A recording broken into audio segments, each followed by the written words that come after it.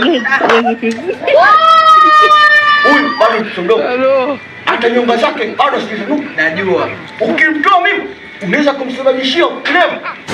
Unaweza kupata kansa kizazi. Mama yangu.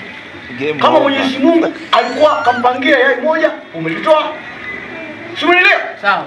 Unaweza kumsababishia matatizo katika uzazi wake. Manja wake kaingia sasa. Simuelewa? Sawa.